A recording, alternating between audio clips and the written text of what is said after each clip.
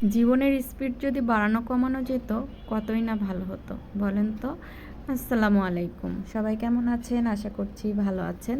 শুক্রবারের দিন সকালে ঘুম থেকে উঠেই প্রথম কাজ থাকে আমার নাইমাকে ব্রাশ করানো, কারণ ও অন্য কারো কাছে ব্রাশ করবে না, ও নিজে নিজে ব্রাশ করবে। আর আমি যেদিন থাকবো শুধু আমার কাছে ব্রাশ করবে, তাও জোর করে করাতে হয়। তো ওকে জোর করে ব্রাশ করিয়ে দিলাম। আর মানে ও একটু নিজে নিজে মনে হয় ও বড় বড় ভাব হয়ে গিয়েছে, নিজে সব কিছু করতে চাই।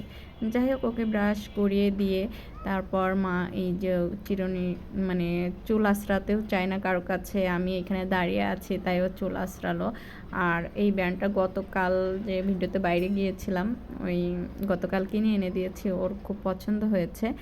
তারপর আমি বিছনাটা ভালো করে গুছিয়ে নিলাম, কারণ মানে ও প্রচুর এই যে গুছালাম না, এখন একটু পরে আবার নোংরা বলতে সমস্ত খেলনা সব কিছু নিয়েই বিছনার উপর ওঠে। আর আমাদের বাসায় যেহেতু একটু জায়গা কম, 2 রুম আছে, ডাইনিং আছে, সবই আছে, কিন্তু তারপরেও একটু দেখা যাচ্ছে যে ওর চাচা থাকে, ওর চাচা এক রুমে থাকে।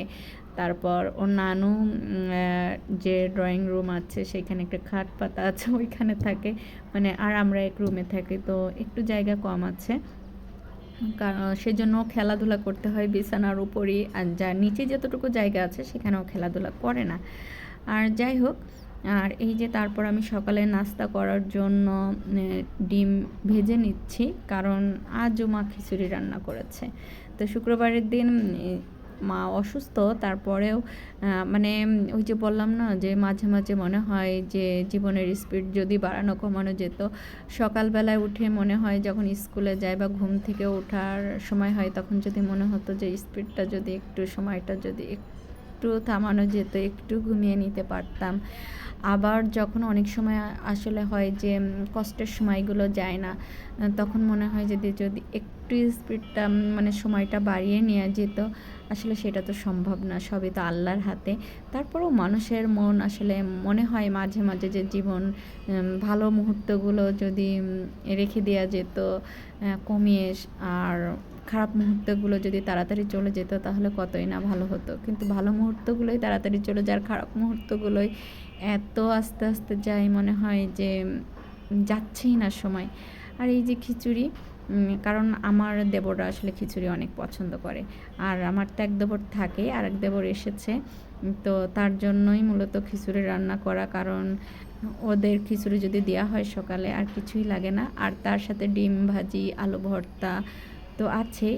আর আমরা কিন্তু যেহেতু বললাম না যে আমাদের বাসায় জায়গা কম, ডাইনিং টেবিল থাকতেও খাটের নিচে রেখে দেওয়া হয়েছে। আর এই যে আমরা খাটের উপরেই মোটামুটি খাওয়া দাওয়া করি, ওয়েল ক্লথ বিছিয়ে। তো যাই হোক, কেউ কোনো কিছু মনে করবেন না, কারণ জীবনটা এরকমেরই। আর ভাড়া বাড়িতে একটু অন্যরকমভাবে থাকতেই হবে, ইনশাল্লাহ সব কিছু ঠিক হয়ে যাবে।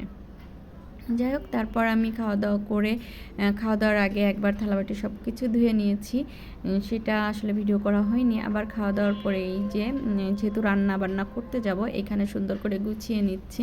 আর রান্না করার সময় আমি মানে রান্নার জায়গাটা একটু পরিষ্কার পরিচ্ছন্ন না থাকলে আমার রান্না বান্না মানে ভালোই লাগে না। এই জন্য আমি খাওয়া দাওয়া করে সব কিছু থালাবাটি সব কিছু মানে ধুয়ে নিচ্ছি। আর রান্নার জায়গাটা আমি ক্লিন করে নিব আগে, কারণ সপ্তাহে একদিন রান্না করি। আমার রান্না করার আগে রান্নার জায়গায় ক্লিন করতেই আমার সময় পার হয়ে যায়, কারণ মানে একটু এদিক ওদিক থাকলে আমার রান্না হয় না, এটা ভিডিও করলেও না করলেও।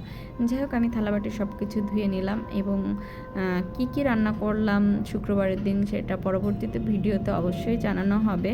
তো এই যে আমার সব কিছু গোছানো কমপ্লিট হয়ে গিয়েছে, এবং থালাবাটি ধুয়ে আমি সুন্দর করে মুছে নিয়েছি, কারণ শুকনা না হলে হবে না। আজ তবে এ পর্যন্তই, সবাই ভালো থাকবেন। আসসালামু আলাইকুম।